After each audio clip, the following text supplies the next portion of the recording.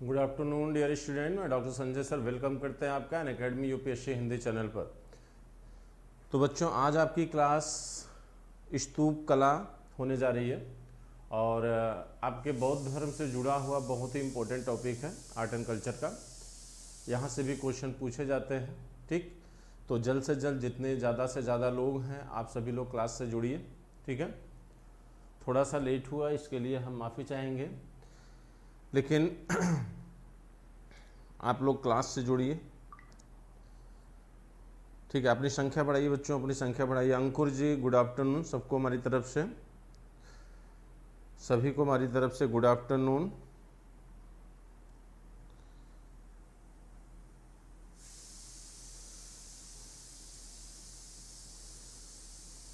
चलिए, बहुत अच्छा, आप अपनी संख्या को बढ़ा लीजिए बच्चों।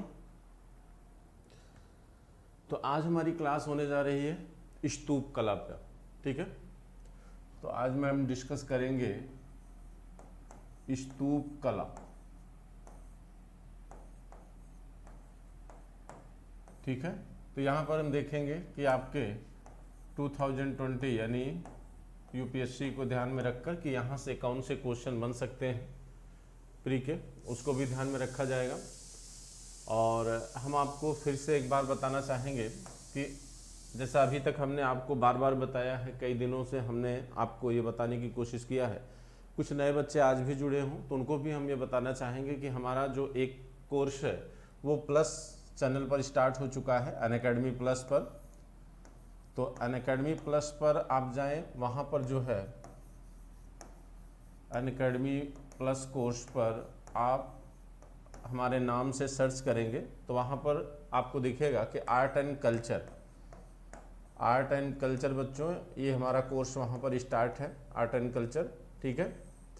और वहाँ पर जाना आपके लिए ज़रूरी इसलिए भी है, मैं आपको फिर से बता दूँ कि ये जो कोर्स आपका चल रहा है ये आपके प्री के पॉइंट ऑफ व्यू से कोर्स है, लेकिन जो आप वहाँ पर जो कोर्स पाएंगे वो आपके मेंस के पॉइंट ऑफ व्यू से कोर्स मिलेंगे। आपको बहुत जल्द ही आपका हिस्ट्री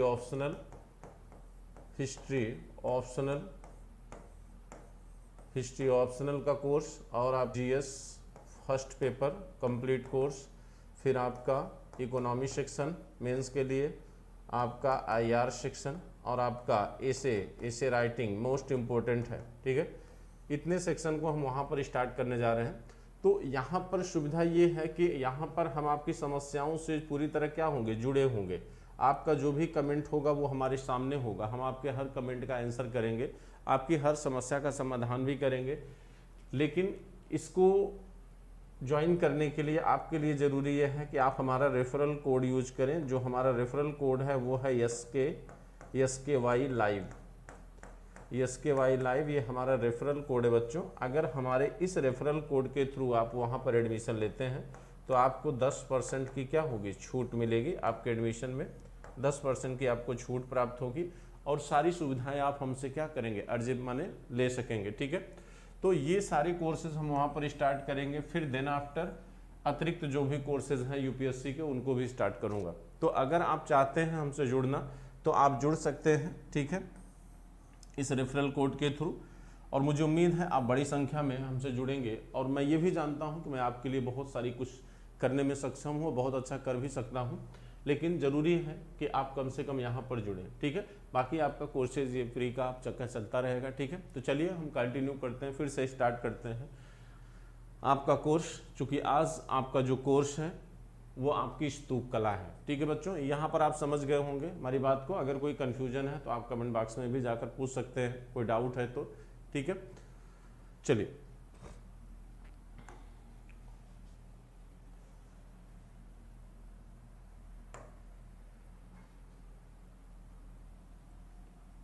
देखिए स्तूप कला,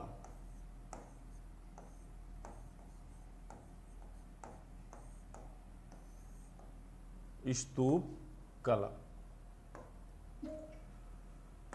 देखिए कहा जाता है कि स्तूप कला जो है, यानी स्तूप कला से कब जुड़ा, बौद्ध धर्म में जुड़ा। लेकिन स्तूप जो है ये बौद्ध धर्म से पहले ही आपके समाज का क्या था, एक अंग था। यानी इसका निर्माण जो है ये बौद्ध धर्म से पहले से ही क्या था, प्रतिपादित था। लेकिन बौद्ध धर्म से यानी स्तूप कला का बौद्ध धर्म से जुड़ना ये अशोक के समय या उसके थोड़ा पहले से ही दिखाई देना शुरू होता है। तो कहा जाता है कि स्तूप का जो शाब्दिक अर्थ है उसका अर्थ होता है ढेर लगाना। जैसे स्तूप का शाब्दिक अर्थ क्या है, इसका शाब्दिक अर्थ है बच्चों ढेर।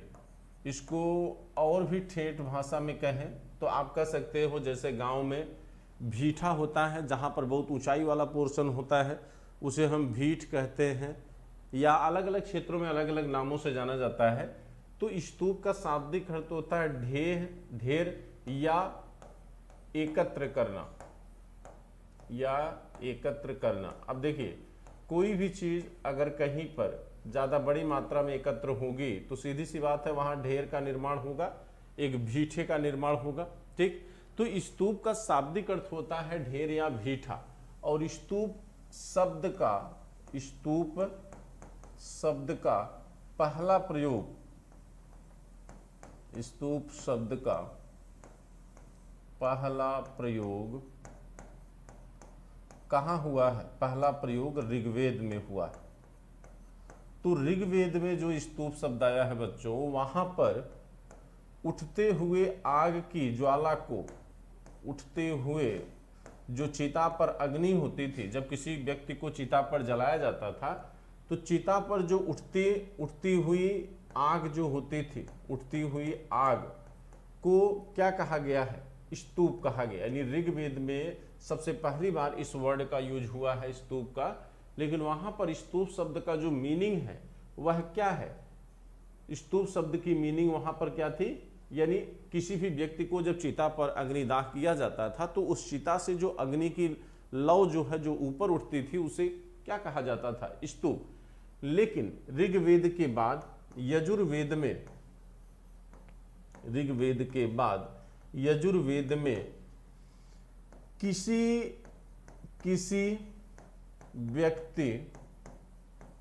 व्यक्ति को दफनाने, किसी व्यक्ति को दफनाने के बाद, किसी व्यक्ति को दफनाने के बाद जो समाधि बनती थी, जो समाधि बनती थी उसे क्या कहते हैं? स्तूप कहते हैं। यानी ऋग्वेद में भी स्तूप शब्द का उपयोग हुआ है। लेकिन यहाँ पर जो स्तूप शब्द आया है वह बेसिकली किस सेंस में आया है?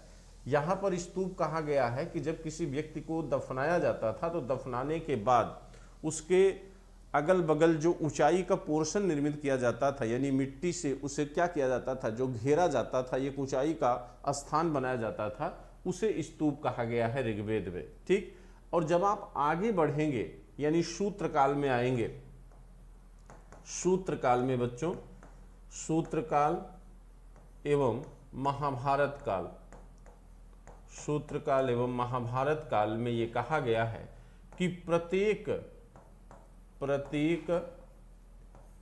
महापुरुष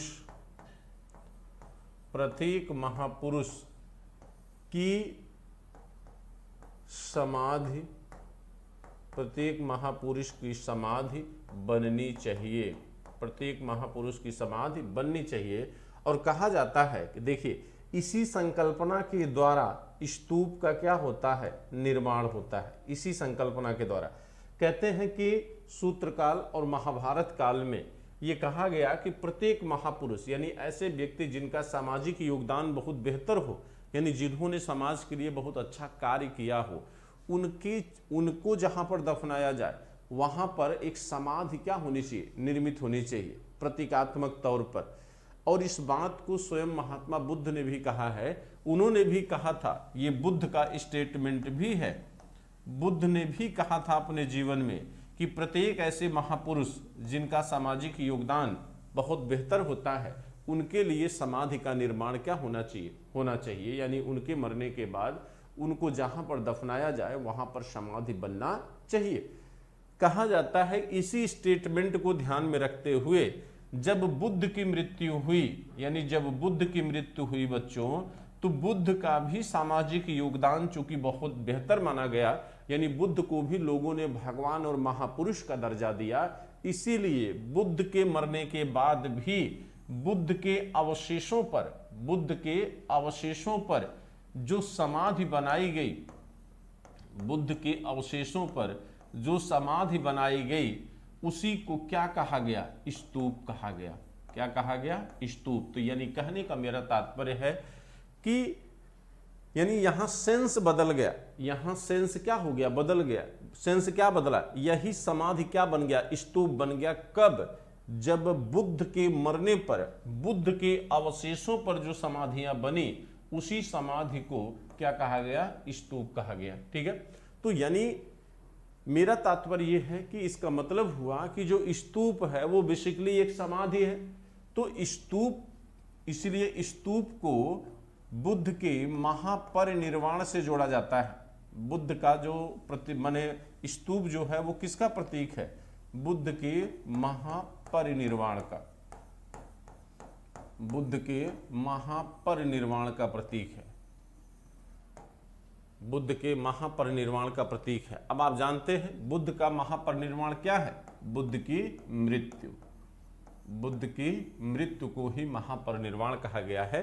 तो स्तूप जो होते हैं वह बुद्ध के मरने के बाद बुद्ध के अवशेषों पर जो समाधियां बनाई गई, उसे क्या कहा गया? स्तूप कहा गया बच्चों। ठीक है, अब मुझे उम्मीद है आप समझ गए होंगे। ठीक, अब देखिए, कहते हैं जहां स्तूप बनाए गए हैं, भाई स्तूप कैसे बना? देखिए, कहा जाता है जब बुद्ध की मृत्यु हुई, बुद्ध की जब मृत्यु हुई तो बुद्ध का क्या किया गया? दाह संस्कार। बुद्ध का क्या किया गया बच्चों? दाह संस्कार किया गया, रामगंभीर नदी। तो बुद्ध का दाह संस्कार जब हुआ तो दाह संस्कार के बाद बुद्ध के अवशेषों को 8 भागों में क्या किया गया? बांटा गया। बुद्ध के अवशेषों को 8 भागों में विभाजित किया गया और इन 8 भागों पर 8 स्तूप बनाए गए। और ये 8 भागों में जो विभाजन हुआ था, आप जानते हैं, ये पढ़ा चुका हूं कि इसमें मगध को दिया गया, बेठग्राम के ब्राह्मण ले गए, पिपलीवन के मौर्य ले गए, कपिलवस्तु के शाक्य ले गए, वैशाली गणराज्य के लोग ले गए। तो सबने बुद्ध के अवशेषों पर क्या किया? स्तूप निर्मित किया। लेकिन कहा जाता है कि बुद्ध का जो दाह संस्कार था, जहां पर दाह संस्कार बुद्ध का किया गया, तो बुद्ध का दाह संस्कार जो किया गया वो किस पर किया गया? चिता पर। चिता पर। कहा जाता है चिता पर ही किसी व्यक्ति को क्या किया जाता है? जलाया जाता है। तो कहते हैं कि चिता के स्थान पर, यानी जहां पर किसी व्यक्ति को जलाया जाता है, चिता के स्थान पर जो संरचना निर्मित होती है उसे चैत्य कहा जाता है। उसे क्या कहते हैं? चैत्य कहा जाता है। उसे क्या कहते हैं? चैत्य कहा जाता है। लेकिन कहा जाता है चैत्य जो है, चैत्य जो शब्द है ये ची धातु से बना है। चैत्य शब्द किस धातु से बना है? ची धातु से बना है, जिसका अर्थ होता चयन करना। इसका अर्थ होता बच्चों चयन करना, यानी ची शब्द का अर्थ क्या है? चयन करना। ठीक है, तो जहां चिता जलती है वहीं क्या होता है? चैत्य का निर्माण होता है। और चैत्य जो होता है यह बौद्धों में पूजा गृह होता है। ये बौद्धों में क्या होता है? पूजा गृह होता है। अब देखिए, अब हमें 2 चीजें देखना है कि चैत्य और स्तूप में क्या माने संबंध है, इसको देखना है। तो देखिए, स्तूप एवं चैत्य,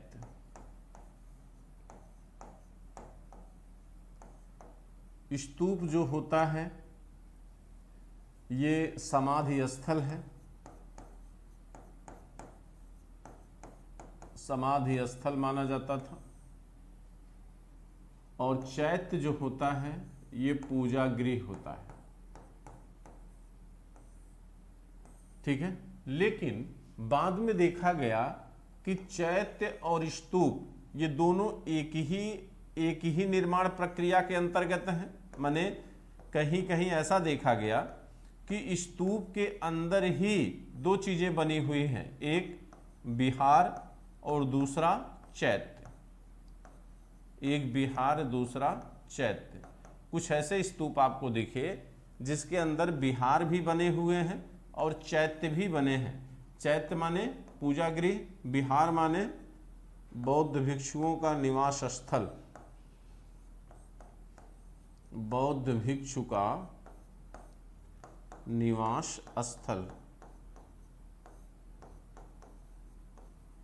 बौद्ध भिक्षु का निवास स्थल। तो ये कैसे संभव हुआ? जब दोनों संरचनाएं अलग थी तो ये कैसे संभव हुआ कि दोनों आपस में क्या हुई, जुड़ गई? ये प्रक्रिया बुद्ध की मृत्यु के बाद हुई। ये प्रक्रिया कब शुरू हुई? बुद्ध की मृत्यु के बाद। क्यों? इसलिए क्योंकि बुद्ध के मरने के बाद बुद्ध के अवशेषों पर जो स्तूप बने, उसके बाद जो स्तूप निर्माण की एक प्रक्रिया का जन्म हुआ, उसमें कई प्रकार के स्तूपों का निर्माण होना शुरू हुआ। ठीक है, तो जब स्तूपों के निर्माण की प्रक्रिया में परिवर्तन हो गया, यानी कई प्रकार के स्तूपों का निर्माण होने लगा, यानी मेरे कहने का मतलब है कि पहले जो स्तूप बने वो बुद्ध के अवशेषों पर बने, यानी बुद्ध के दाह संस्कार के बाद बुद्ध के प्राप्त जो अवशेष थे उसको 8 भागों में बांटकर 8 स्थानों पर उन अवशेषों के ऊपर जो आधारभूत संरचना बनाई गई उसे स्तूप कहा गया। ठीक, लेकिन कहा जाता है कि बुद्ध के मरने के बाद जब स्तूप निर्माण हुए तो स्तूप निर्माण कला का जो प्रारंभ हुआ उसमें आगे चलकर बहुत सारे क्या हो गए, परिवर्तन हुए। खास तौर से मौर्य काल में कहा जाता है कि स्तूप निर्माण की प्रक्रिया मुख्य रूप से अशोक के समय प्रारंभ होती है और अशोक ने कुल 84,000 स्तूपों का निर्माण किया था, ऐसा कहा जाता है। ठीक है, और आप जानते भी हैं कि अशोक जो है क्या था, लंबी शासक है।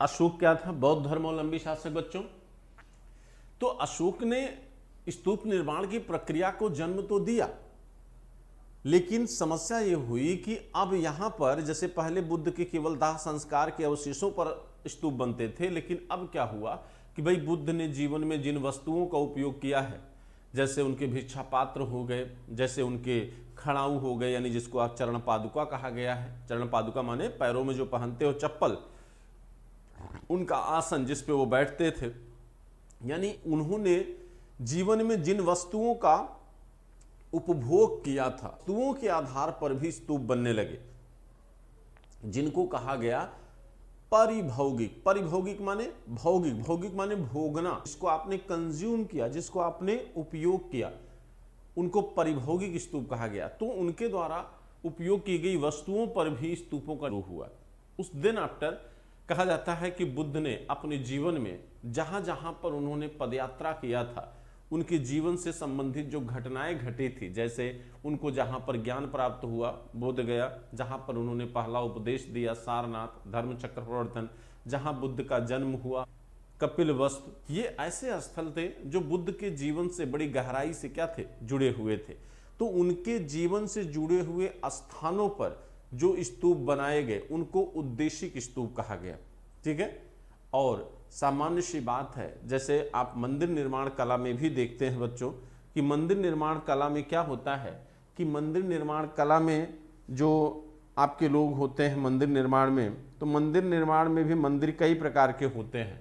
एक मंदिर की वैरायटी ये भी होती है कि भाई कुछ लोग होते हैं जो धार्मिक प्रवृत्ति के होते हैं, तो यानी पूजार्थक उद्देश्य से, पूजार्थक उद्देश्य से मतलब होता है कि जैसे मैं भगवान की पूजा करना चाहता हूं तो अपने घर में ही मंदिर बना लिया। अगर मैं भक्त हूं शिव का, मान लीजिए सपोज करिए मैं भगवान शिव का भक्त हूं और मैं भगवान शिव की आराधना करना चाहता हूं, तो भगवान शिव की आराधना के लिए अगर हमने अपने घर में ही अपने द्वारा जो मंदिर बनाया, यानी भक्त के द्वारा जो मंदिर बनाया जाता है भक्ति के लिए यानी पूजा के लिए, उसे पूजार्थक या संकल्पित स्तूप कहा गया या सकते हैं। तो ओवरऑल मेरे कहने का सिर्फ मतलब ये है कि जो स्तूपों के संरचना थी, स्तूपों के निर्माण प्रक्रिया थी, वो क्या हो गई, बदल गई। तो कई प्रकार के स्तूपों का निर्माण होना शुरू हो गया। तो कौन कौन से स्तूप बने आगे चलकर के प्रकार,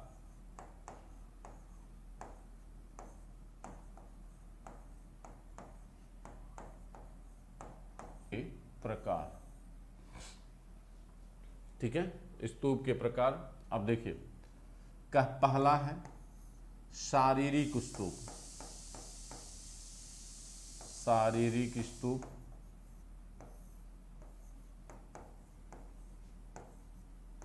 शारीरिक स्तूप किसे कहा जाता है?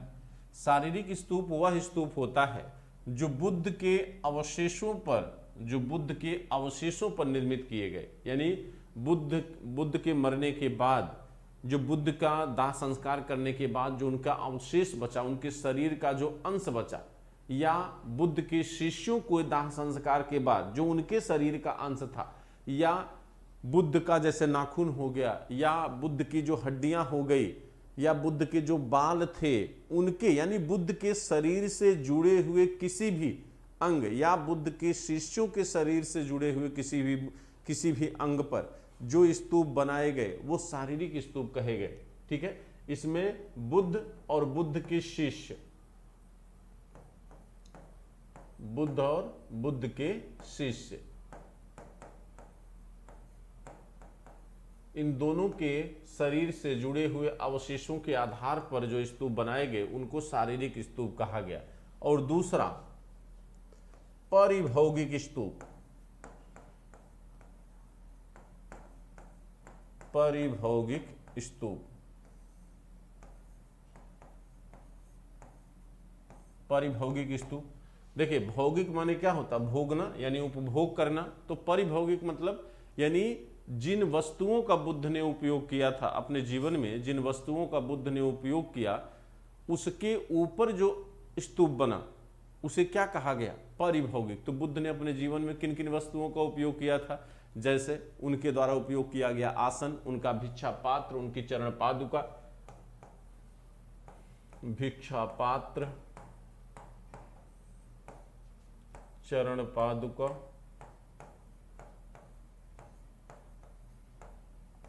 और उनका, इनके ऊपर जो स्तूप बने उसे क्या कहा गया? परिभौगिक स्तूप। ठीक, इसके बाद जो है उद्देशिक स्तूप। इसके बाद आपका है थर्ड उद्देशिक स्तूप।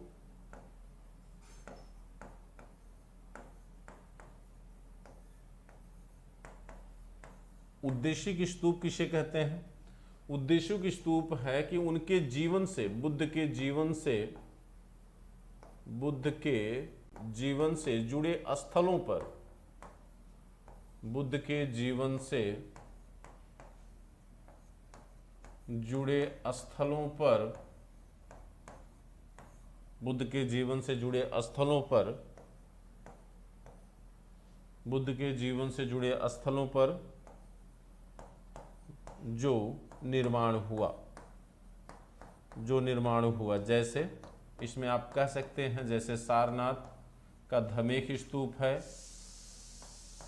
धर्मराज का स्तूप भी सारनाथ में है, यानी दो स्तूप है, एक धमेख स्तूप जो गुप्त काल में बना है और दूसरा धर्मराज का स्तूप जो मौर्य काल में बना है, धर्मराज का स्तूप।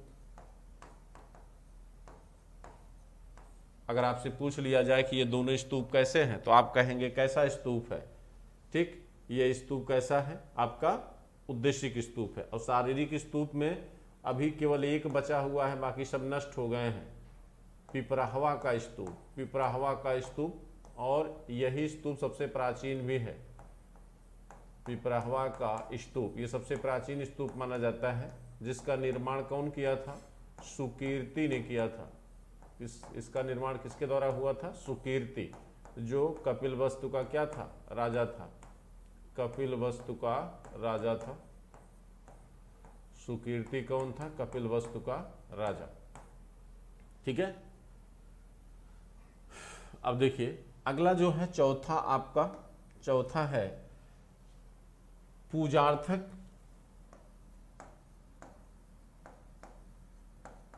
पूजार्थक स्तूप। और देखिए इसको आप दो नाम दे सकते हैं, एक पूजार्थक कह सकते हैं और दूसरा संकल्पित। पूजार्थक और संकल्पित स्तूप, यानी जब भक्तों के द्वारा, भक्तों के द्वारा, यानी भक्तों के द्वारा भक्तों के द्वारा पूजा के लिए बनाया गया स्तूप, भक्तों के द्वारा पूजा के लिए बनाया गया स्तूप,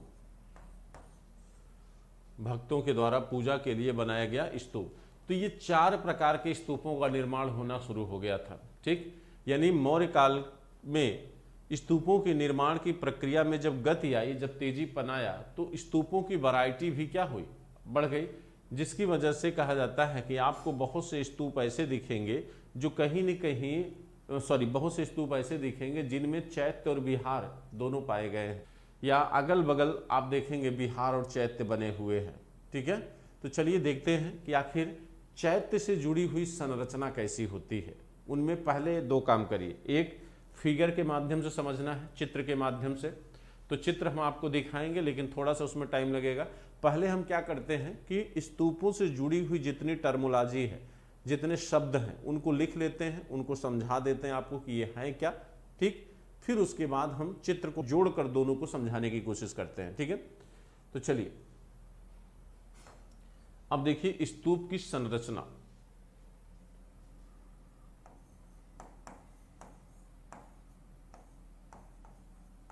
स्तूप की संरचना, तो स्तूप की संरचना कैसी होती है, अर्धवलयाकार होती है, या इसको कहिए अर्धगोलाकार, अर्धगोलाकार। इसको उल्टे कटोरे की आकृति कह सकते हैं। जैसे कटोरा होता है, उल्टे कटोरे की आकृति, उल्टे कटोरे की आकृति। ठीक है, जैसे इस तरह से, ये है उल्टे कटोरे की आकृति। ठीक, अर्धगोलाकार भी आप इसे कह सकते हैं।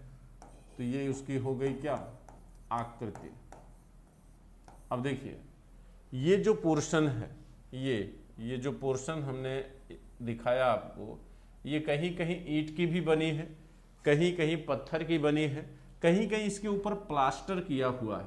ठीक, तो कहाँ कहाँ इस तरह से अंतर दिखता है वो हम आपको बताते जाएंगे। ठीक है, अब देखिए इसका निर्माण जो है एक चबूतरे पर किया जाता है। ये हो गया चबूतरा। ठीक, सॉरी, इसका निर्माण किस पे होता है, एक चबूतरा होता है, जिसको क्या कहते हैं, मेघी। इसे क्या कहा गया है,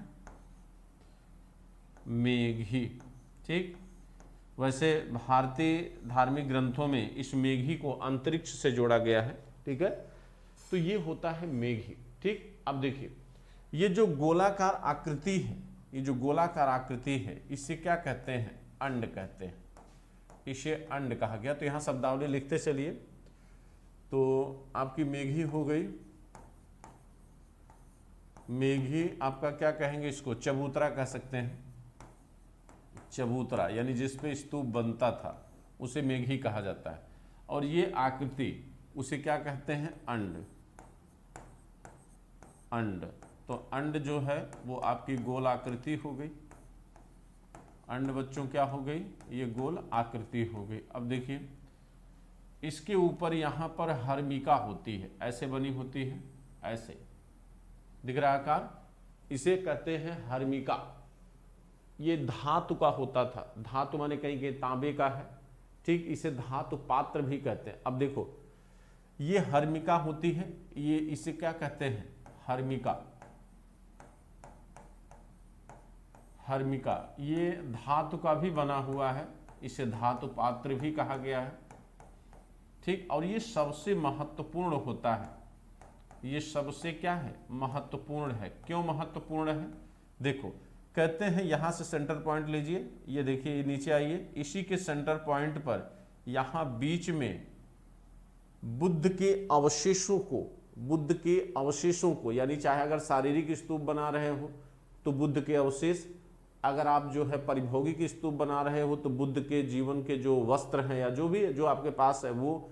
और तो यहाँ पर क्या होता है कि बुद्ध के अवशेषों को सीधा हर्मिका के एकदम सीधे पॉइंट पर यहां पर क्या जाता है, रखा जाता है, जिसको मंजूसा कहा गया है।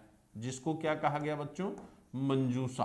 ठीक है, तो हर्मिका जो होती है, देखिए यहां पर आप देख लीजिए, हर्मिका, हर्मिका क्या है, एक धातु पात्र है।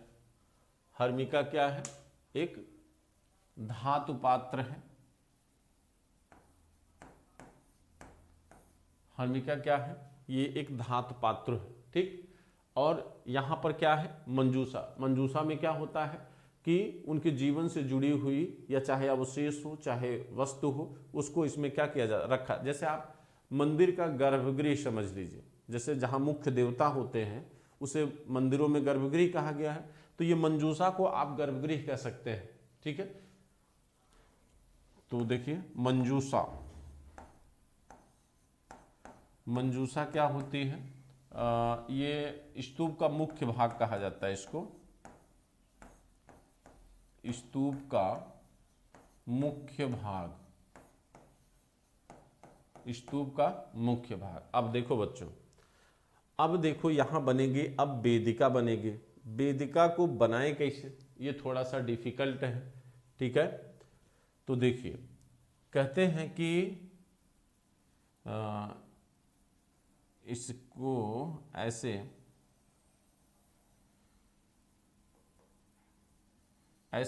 वेदिका बनी है। वेदिका माने रेलिंग।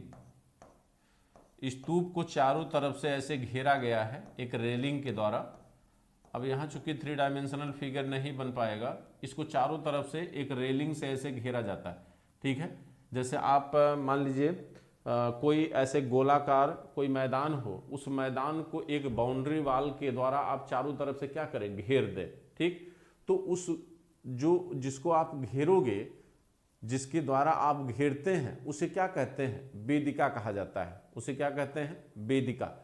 ठीक, लेकिन जैसे मान लो ये स्तूप है, आप इसको चारों तरफ से घेर दिए, चारों तरफ से घेरे, तो जिस बाउंड्री वाल के द्वारा आप इसे घेरेंगे उसे हम क्या कहेंगे, वेदिका। उसे हम क्या कहेंगे बच्चों, वेदिका कहेंगे। आप इसे कह सकते हैं कि वेदिका। वेदिका को आप बाउंड्री वाल समझिए अभी अपने शब्दों में। ठीक है, यानी जिस दीवार से पूरे स्तूप को क्या किया जाए, घेरा जाए। तो यहां हम पूरा लिख दे रहे हैं, जिस दीवार से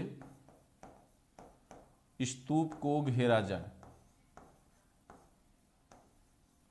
जिस दीवार से स्तूप को घेरा जाए, यानी बाउंड्री वाल कह सकते हैं। अब देखिए, तो बाउंड्री वाल और स्तूप के बीच एक गैप होता है, माने एक गैप होता है, एक माने 2 मीटर 3 मीटर चौड़ा रास्ता होता है। यानी यह स्तूप बाउंड्री वाल से चारों तरफ से क्या है, घिरा हुआ है, ऐसे घिरा हुआ है। तो इस स्तूप और इस बाउंड्री वाल के बीच का जो स्थल होता है उसे प्रदक्षिणा पथ कहा जाता है। जैसे आप मंदिरों में जाते हैं तो मंदिर में देखेंगे बच्चों कि मंदिर में जहां मुख्य देवता की मूर्ति होती है, पहले तो मुख्य देवता की मूर्ति को क्या किया जाता है, एक दीवार से घेर दिया जाता है, जिसे गर्भगृह कहते हैं। उस दीवार के बाहर एक बरामदा बनाया जाता है जहां से आप परिक्रमा करते हो उस मुख्य देवता की। ठीक है, तो उसे भारतीय मंदिरों में प्रदक्षिणा पथ कहा गया है, और वही नाम यहां भी दिया गया है। यानी इस मुख्य स्तूप के बीच और इस बाउंड्री वाल के बीच, यानी स्तूप और बाउंड्री वाल के बीच जो ये स्थान गैप है, ये चारों तरफ रहता है। तो यहां से भक्त जो है इस पूरे स्तूप की क्या कहते हैं, परिक्रमा करते हैं, तो उसे कहा जाता है प्रदक्षिणा पथ।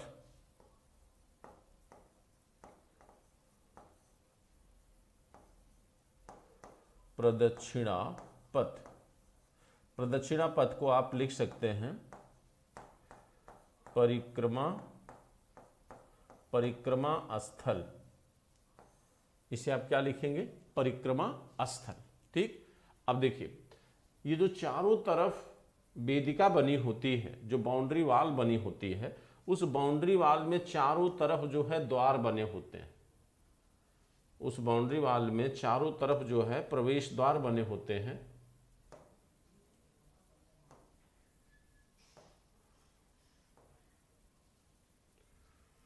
तो यहाँ पे देखेंगे बच्चों, जैसे एक प्रवेश द्वार हुआ यहाँ, एक प्रवेश द्वार यहाँ,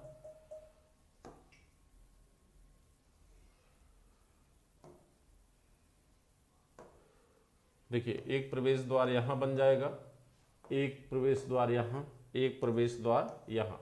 इसे हम कहते हैं तोरण द्वार। इसे हम क्या कहते हैं? तोरण द्वार। ठीक, तो तोरण द्वार मतलब होता है प्रवेश द्वार। तोरण द्वार मतलब होता है प्रवेश द्वार।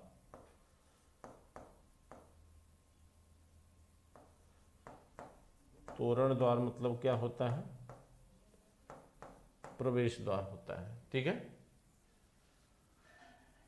तोरण द्वार मतलब क्या होता है? प्रवेश द्वार। ठीक है, अब देखिए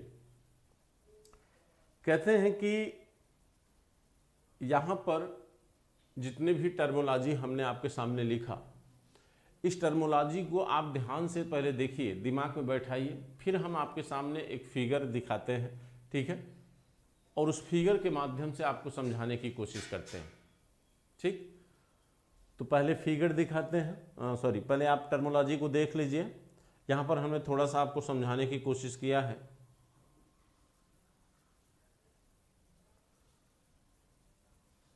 यहाँ पर हमने समझाने की कोशिश किया है। ठीक,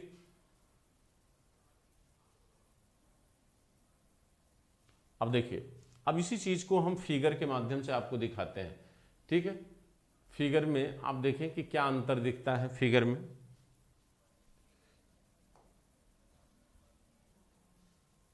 एक चीज और बताना रह गया था आपको,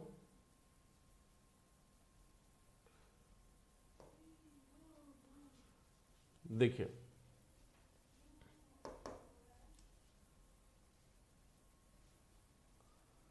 ये आपके सामने क्या है? स्तूप दिख रहा है। ये सांची का स्तूप है बच्चों, और इस स्तूप में अगर आप देखिए, इस स्तूप में ध्यान से अगर देखिए आप, तो ये है आपकी वेदिका।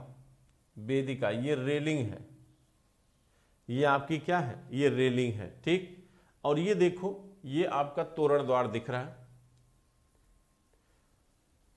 फिगर आप लोगों को दिख रहा है कि नहीं?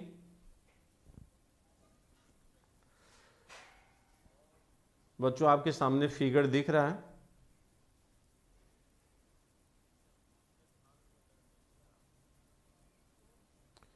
मेरी आवाज आप तक पहुंच रही है?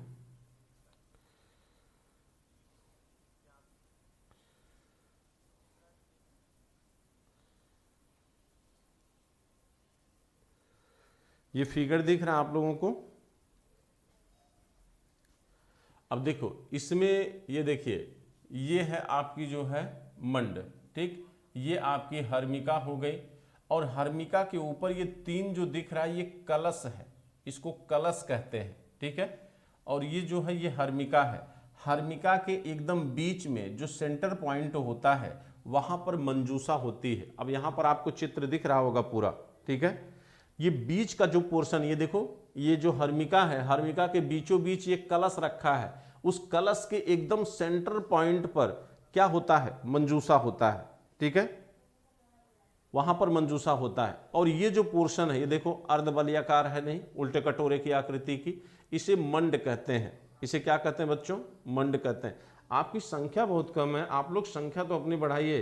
कृष्णराज जी, आप अभी बताता हूं मैं सांची स्तूप के बारे में, लेकिन अपनी संख्या तो बढ़ाइए। प्रिया जी, संख्या अपनी बढ़ाओ बच्चों।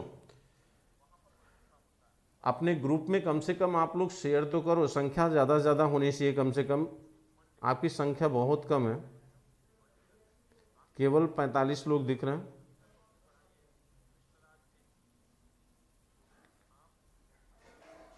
अब देखिए, ये आपकी क्या है? ये वेदिका है। देखिए बच्चों ध्यान से इसको देखो, ये वेदिका के बीच में ये वेदिका है, और ये स्तूप है। स्तूप के और वेदिका के, ये स्तूप का पोर्शन, ये वेदिका है, दोनों के बीच में गैप है, और दोनों के बीच में जो गैप है वही प्रदक्षिणा पथ है। ठीक है, इन दोनों के बीच का जो गैप है वही क्या है? प्रदक्षिणा पथ है। ठीक, अब देखिए कहते हैं ये कहीं कहीं ये पत्थर के बने हुए हैं, और कहीं कहीं ये ईंट के बने हैं। ये पोर्शन भी कहीं कहीं पत्थर का बना हुआ पाया गया है, कहीं कहीं ईंट का बना है, और कहीं कहीं पत्थर और ईंट दोनों का प्रयोग किया गया है। ये जो तोरण द्वार है, तोरण द्वार चारों दिशाओं में है। ये चूंकि हमें एक दिख रहा है, इसके पीछे भी है, इसके आगे भी है, इसके उस पोर्शन पर भी है। तो जो तोरण द्वार बना हुआ है बच्चों, उस तोरण द्वार में सांची में एक सबसे बड़ी खास बात है कि सांची में क्या है कि सांची में जो दक्षिण में प्रवेश द्वार है उसके जस्ट सामने अशोक का क्या है, स्तंभ है। ठीक है, तो ये सेंटर देखिए, कहते हैं कि जो देखिए ये तोरण द्वार एक इधर दिख रहा है, ये भी तोरण द्वार है इस दिशा का। ठीक है, उसी तरह एक उस दिशा में होगा और इसी तरह एक जो है जस्ट इसके अपोजिट में होगा। मेरी बात समझ में आ रही नहीं आप लोगों को?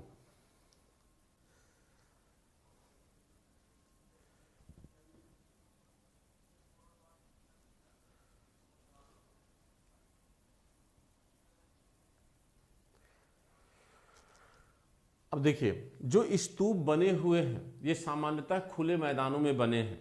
ठीक है, सामान्यतः क्या है, खुले मैदान में बने हैं, और कहीं कहीं स्तूप के अगल बगल जो है चैत्य और आपके विहार भी बने हुए पाए गए हैं। तो स्तूप की संरचना हमने आपको दिखाने की कोशिश किया है। यहाँ पर देखिए प्रवेश द्वार जो बने हैं इसमें बुद्ध की मूर्तियों के निर्माण किए गए हैं, तथा बुद्ध के जीवन से जुड़े हुए जो पशु थे उन पशुओं के निर्माण भी हुए हैं, जैसे बैल, घोड़ा, हाथी, इनके भी निर्माण किए गए हैं। और साथ साथ इन चित्रों में आपके पक्षियों के, आपके जीव जंतुओं, मछली आदि के भी चित्र बने हुए हैं। तो प्रकृति से पूरी तरह इनको क्या किया गया है, जोड़ने का प्रयास किया गया है। तो ये फिगर के माध्यम से आप पूरी तरह जो है स्तूप के चित्र को आसानी से समझ सकते हैं। टर्मोलॉजी हमने आपको समझा दी थी। ठीक है, वहां हमने आपको टर्मोलॉजी बताया था कि वेदिका क्या होती है। वेदिका ये पूरी रेलिंग है जो वेदिका कही जाती है। इस रेलिंग के बगल का जो स्थल है जिससे चारों तरफ घूम के आप परिक्रमा कर सकते हो उसे प्रदक्षिणा पथ कहते हैं। जो ये प्रवेश द्वार है ये इसे तोरण द्वार कहा जाता है। यष्टि जो होती है, जिसे आप यष्टि कहते हैं, वो हर्मिका के ऊपर होती है। ये यष्टि कही जाती है। इसी को कलश भी कहते हैं, यष्टि और कलश। और ये आपका हर्मिका हो गया बच्चों। ठीक, और ये आपका क्या हो गया, मंड हो गया। ये आपकी मेघी, मेघी माने चबूतरा। ये जिस चबूतरे पर बना हुआ है उसे हम क्या कहते हैं, मेघी कहते हैं। ओवरऑल इसका जो आकार है वो कैसा है, अर्धवलयाकार है और उल्टे कटोरे की आकृति का है। तो ये आपके सामने हमने चित्र रखा, और मुझे उम्मीद है आप इस चित्र को देखकर स्तूप की आकृति को आसानी से क्या है, समझ गए होंगे। ठीक है, आगे बढ़े हम। क्लियर हुआ आप लोगों को? ये क्लियर हो गया?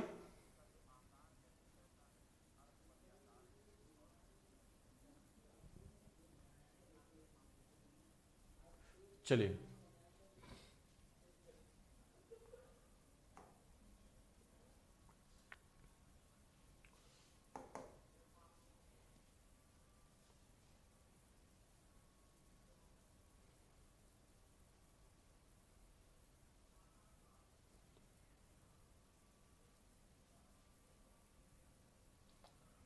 अब देखिए ये तो रही स्तूपों की संरचना की बात किया। अब थोड़ा सा हम मौर्य काल में अशोक के द्वारा बनाए गए स्तूपों की चर्चा कर लेते हैं। तो अशोक के द्वारा बनाया गया एक बड़ा महत्वपूर्ण स्तूप है जिसका नाम है सांची स्तूप। सांची स्तूप,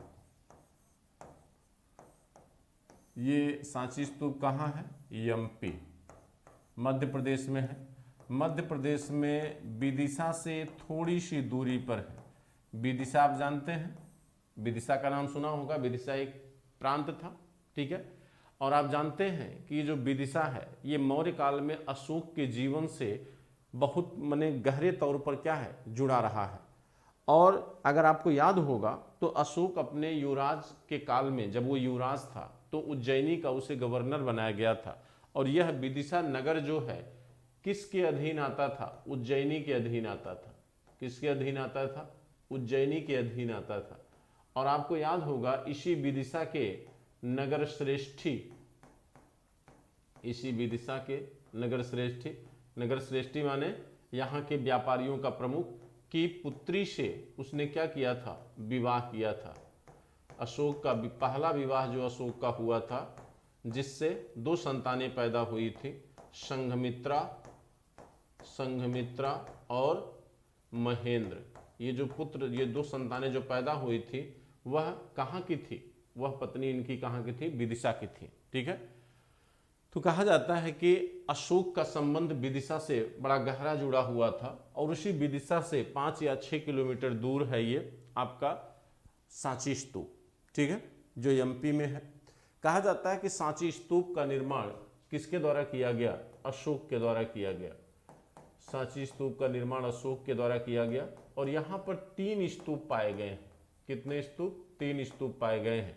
ये स्तूप जो है पूरी तरह अपने माने स्वस्थ अवस्था में तो नहीं है, ये कुछ न कुछ नष्ट हो चुके हैं। और कहा जाता है कि इसको अंग्रेजों के समय खोजा गया और अंग्रेजों के समय इसको खोजा था जनरल रायलट ने। इसे स्तूप को जो है खोजा किसने? जनरल रायलट ने इसे खोजा था। जनरल रायलट ने कब खोजा था? 1818 में। तो 1818 में जब जनरल रायलट ने इसे खोजा तो कहा जाता है कि यहाँ पर उन्होंने साफ सफाई कराया तो देखा कि कुल 3 स्तूपों का निर्माण यहाँ पर किया गया है। अच्छा, हालांकि जो वेदिका थी वह नष्ट हो चुकी थी, टूट गई थी, लेकिन जो सांची स्तूप है उसकी संरचना को देखकर बौद्ध कला का बड़ा बारीकी से अंग्रेजों ने क्या किया? अध्ययन किया।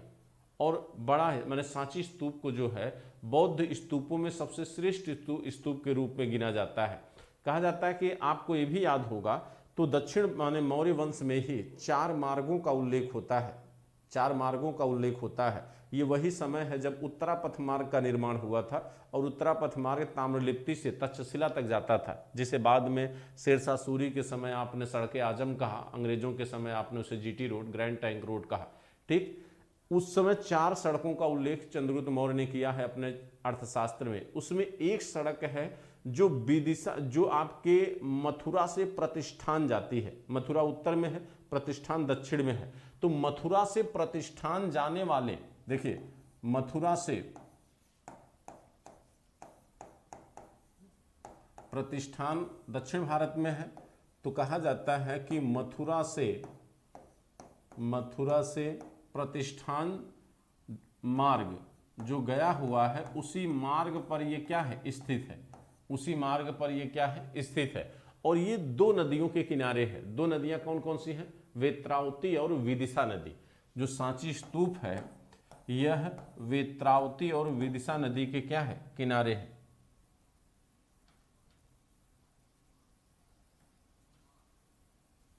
यह जो है वेत्रावती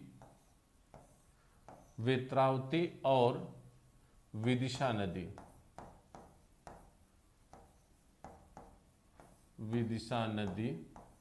इन 2 नदियों के क्या है? किनारे हैं। वेत्रावती नदी और विदिशा नदी इन 2 नदियों के क्या है? किनारे हैं। ठीक है, कहते हैं कि यहाँ पर अंग्रेजों ने जब इस सांची स्तूप को उन्होंने खोजा तो सांची स्तूप को खोजने के बाद कहा जाता है कि इसमें बने हुए जो 4 तोरण द्वार थे, 4 तोरण द्वार माने चारों तरफ से जो 4 प्रवेश द्वार बने हुए थे, उन प्रवेश द्वारों को देखकर उन्होंने इसको स्वास्तिक चिन्ह से जोड़ा। जो स्वास्तिक चिन्ह में 4 तरफ जो दिशाएं निकलती हैं उससे इनको जोड़ने का प्रयास किया। और कहा जाता है कि इस स्तूप के आकार को ब्रह्मांड की संरचना से जोड़ने की कोशिश किया उस समय के लोगों ने। लेकिन आज भी ये कहा जाता है कि स्तूप का सही विश्लेषण पूरी तरीके से अभी नहीं हो पाया है, लेकिन जितनी जानकारी हमें आपको चाहिए उतनी जानकारी आपको किताबों में मिल जाती है जो सामान्य तौर पर देखी जाए। लेकिन अगर आपको रिसर्च करना हो या आपको और गहराई में जानना हो तो स्तूप एक ऐसा विषय है जिस पे आप हफ्तों 10 दिन पढ़ सकते हैं। ठीक है, हाँ, मेंस में आपको इसके लक्षण बताए जाएंगे। मेंस में क्या है कि उड़ीसा के जो स्तूप हैं, जो आंध्र प्रदेश के स्तूप हैं, जो मध्य प्रदेश के स्तूप हैं और जो उत्तर भारत के स्तूप हैं और तक्षशिला में जो बनने वाले स्तूप हैं, उन स्तूपों में सामान्य तौर पर क्या अंतर दिखता है। ठीक, और वो अंतर क्यों दिखता है, उनकी बनावट में क्या अंतर है, उनकी विशेषताओं में क्या अंतर है, वो तुलना करके पढ़ाया जाता है। लेकिन यहाँ पर आपकी क्लास के लिए जितना हमने बताया स्तूप के संदर्भ में, उतना मुझे लगता है कि आपकी क्लास के लिए क्या है? पर्याप्त है। ठीक है। तो ये आज हमने जो चर्चा किया। अच्छा, एक स्तूप आपका बहुत इंपॉर्टेंट है, धर्मराज का स्तूप, ठीक है।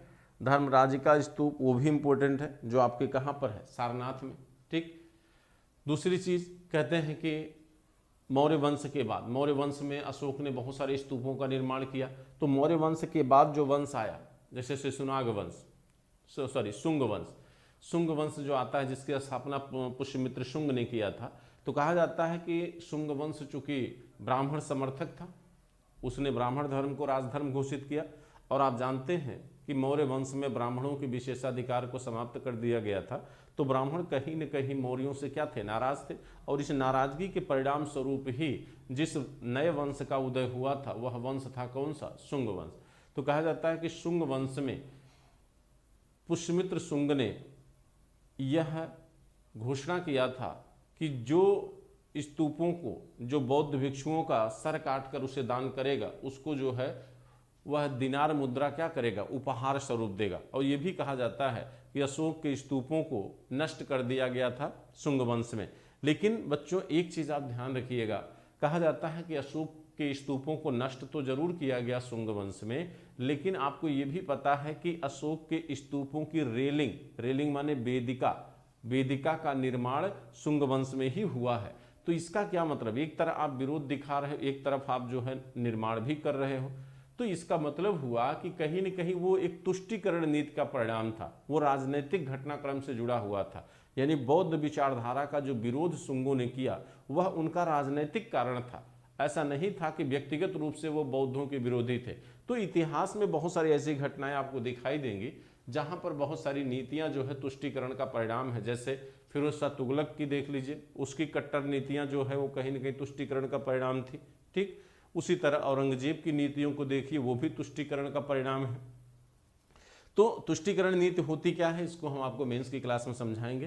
तो आज की क्लास में हमने आपको स्तूप कला को समझाने की कोशिश किया। मुझे उम्मीद है आपको समझ में आ गया होगा, ठीक है।